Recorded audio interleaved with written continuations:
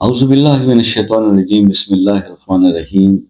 السلام علیکم ورحمۃ اللہ وبرکاتہ۔ دوستو، آج آپ کے ساتھ شیئر کرنا ہے وہ 7 لمحات جب دعا کے لیے آسمان کے دروازے کھل جاتے ہیں۔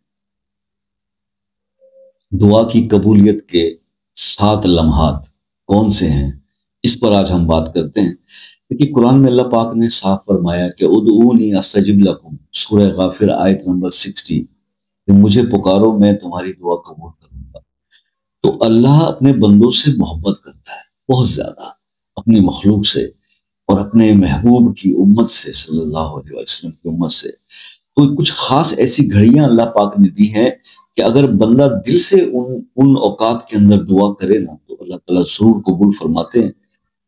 اور اس میں پہلے نمبر پہ ایک جو ساتھ بتائی گئی ہے وہ رات کے آخری پہر، تہجد کے وقت میں، تہجد کے وقت، رات کے آخری پہر، کہ صحیح بخاری کی حدیث ہے 1145 کہ یہ وہ وقت ہے جس میں سارا جہان سو رہا ہوتا ہے، مگر رب کائنات اپنے بندوں کو خود پکار رہا ہوتا ہے کہ کون ہے جو مجھ سے مانگے تاکہ میں اسے عطا کروں۔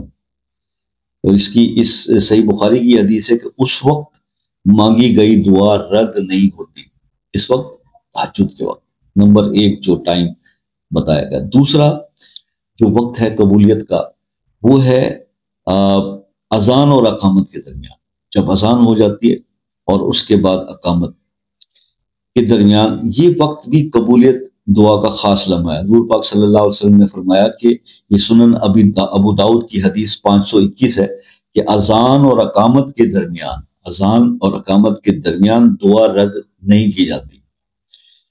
ہمارے ہاں تو سچویشن یہ ہے کہ اذان جب ہو رہی ہو تو ہم نے ہمیشہ یہی سنا کہ خاموشی اختیار کرنی چاہیے اور خاموشی سے اذان کو سننا چاہیے، لیکن ہاں ہم لوگوں کی باتیں اینڈنگ نہیں ہوتی۔ میں نے بہت کم ایسے لوگوں کو دیکھا، کئی دوست خاموش بھی ہو جاتے ہیں۔ مطلب جیسے میں آج ایک جگہ پہ کچھ خریدنے کے لیے گیا تو جب میں اس دکاندار سے کچھ معلومات لے رہا تھا تو اذان ہوئی نا، تو اس نے جب میں نے سوال، جیسے اذان ہوئی جب میں خاموش ہوا تو وہ خاموش ہو گیا۔ اس سے لوگ پوچھ رہے تھے جی فلاں چیز، تو اس نے یوں اشارہ کیا کہ خاموش، اذان ہوئی۔ ابھی اس کا مطلب ہے کہ اچھے لوگ دنیا میں ہیں، تو ہم لوگوں کو یہ احساس ہی نہیں ہوتا کہ ہم نے اذان کا جواب بھی دینا ہے، اور کس لمحے میں ایک ایسا لمحہ بھی آتا ہے کہ جب ہماری دعا قبول ہو جائے گی۔ تیسری جو بات بتائی گی حالت، جس وقت جو وہ کون سی گھڑی ہوتی ہے جب دعا قبول ہوگی، وہ ہے سجدے کی حالت۔ اکثر کئی اعمال کے اندر میں نے آپ کو کئی ایسے وظائف بتایا کہ جس کے میں نے آپ کو بولا کہ اللہ کا کوئی اسم ہے، اس کو سجدے کی حالت میں 40 بار اس طرح پڑھ کے اللہ سے دعا کرے۔ سجدہ وہ منزل ہے جب انسان جو ہے یعنی اللہ کے آگے اپنی عاجزی کی انتہا پیش کر رہا ہوتا ہے، اور یہ اللہ کو بہت پسند ہے۔ تو اس مقام کے اوپر سجدے کی حالت میں مانگی گئی دعاؤں کو قبولیت کا ایک بڑا لیول حاصل ہے، اور یہ تیسری جو گھڑی جو ہے اس کے بارے میں، کیونکہ صحیح مسلم کی حدیث ہے 482 جس کا متن یہ ہے کہ سجدہ وہ لمحہ ہے جہاں لفظ اور دل کی دھڑکنیں دعا بن جاتی ہیں۔ تو اللہ تعالیٰ سے بندہ اپنے رب سے اس وقت زیادہ قریب ہوتا ہے تو سجدے میں جب ہو تو زیادہ دعا کرے۔ حدیث کے الفاظ، انسان جب سجدے میں ہو تو زیادہ دعا کرے، مگر ہمارا سجدہ کیا ہوتا ہے؟ ٹکا سر اٹھا لیا، بس یہ ٹکنی ہوگی نا، سجدہ تو اور ہی معنی رکھتا ہے۔ ہمیں احساس ہی نہیں کہ اس وقت قبولیت کا لمحہ ہے۔ تو جو ہمارے دل میں درد ہے، دکھ ہے، تکلیف ہے، جو ہم دوسروں کو اپنے جیسے انسانوں کے ساتھ شیئر کر کے بتا رہے ہوتے ہیں، یار مجھے یہ تکلیف ہے، یہ غم ہے، یہ دکھ ہے، تو وہ اگر سجدے میں اپنے رب کے سامنے اس کو دعا مانگے تو قبولیت کا لمحہ۔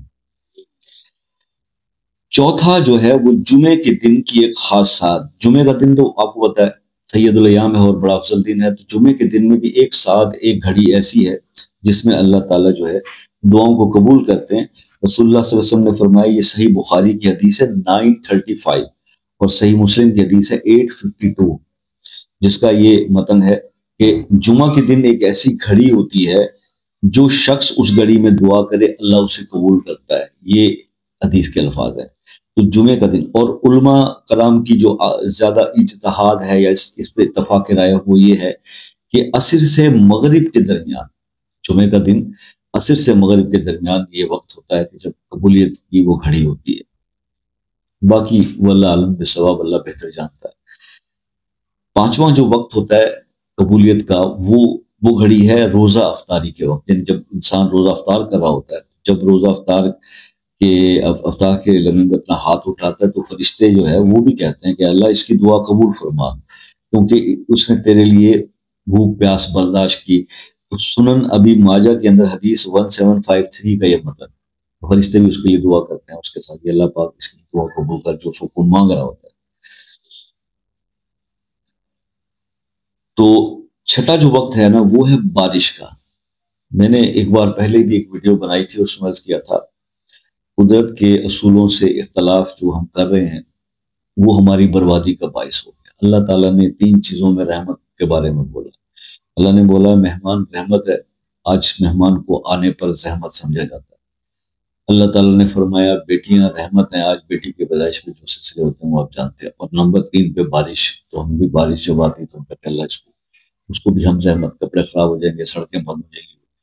رحمت سے کبھی رحمت کو رحمت سمجھیں، اللہ کی شکر ادا کریں۔ لیکن یہاں پہ جب سے ہم نے یہ چیزیں شروع کی ہیں ہمارا معاملہ ہی سارا خراب ہو گیا۔ تو بارش جو ہے اس وقت کے بارے میں یہ مستدرک الحاکم کی حدیث نمبر 2534 ہے، اس میں رسول اللہ صلی اللہ علیہ وسلم نے فرمایا کہ 2 دعا ایسی ہیں جو کہ رد نہیں کی جاتی، ایک اذان کے وقت اور دوسری بارش کے وقت۔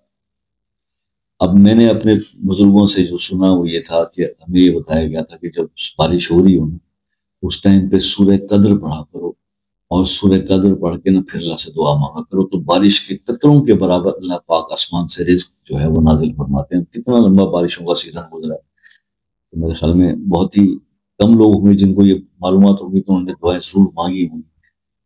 تو خیر آج جو ویڈیو دیکھ رہے ہیں تو اگلی بارش میں انشاءاللہ وہ اس کو مس نہیں کریں گے۔ اور 7ویں جو دعا ہے وہ مظلوم کی دعا ہے۔ جب آپ کے ساتھ کوئی زیادتی ہو جائے اور کوئی آپ کے ساتھ ظلم کر دے اور آپ کسی کے ظلم کا شکار ہو جائیں تو پھر اللہ تعالیٰ فرماتا ہے کہ مظلوم کی دعا جو بد دعا ہوتی ہے یا دعا ہوتی ہے اس سے ڈرو، کیونکہ اس کے اور اللہ کے درمیان کوئی پردہ نہیں ہوتا۔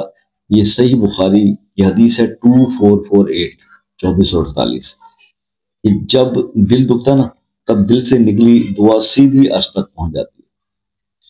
تو اللہ کے بھائی خزانے بہت ہیں، بے حد ہیں، ہماری جھولیاں تنگ پڑ سکتی ہیں مگر اللہ کا خزانہ بہت بڑا ہے۔ مانگنا ہے ہم نے کچھ ان ساتوں کا ذکر کر دیا حدیث کے مطابق کہ کون کون سے ایسے لمحے ہیں جو ہمیں مس نہیں کرنے، دعا مانگنی ہے اللہ پاک سے، اور یہ بہتر گمان رکھنا ہے کہ ہماری دعائیں اللہ تعالیٰ ضرور قبول کریں گے۔ لیکن بات وہی آ جاتی ہے کہ جن چیزوں سے روکا گیا دین کے اندر ان سے اجتناب کریں۔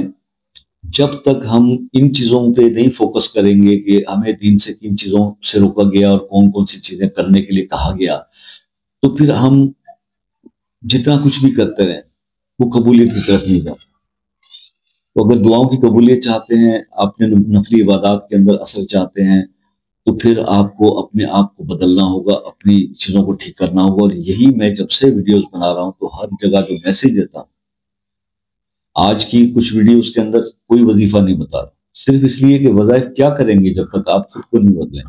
آپ کی مرضی ہے، ویڈیو دیکھیں نہ دیکھیں، رسپانس دیں یا نہ دیں، لیکن بات سچ ہے اور سچ کہنے سے ہم نہیں رکیں گے کہ جناب آپ کو جتنے بھی وظائف بتا دیں کیا فائدہ ہے اگر آپ نماز نہیں پڑھتے، کیا فائدہ اگر آپ باقی دوسری چیزوں کو نہیں بہتر کرتے، تو پھر مجھے بتائیے کہ ان سے وہ تو صرف ایک تسبیح کا دانہ گرانا ہی ہے۔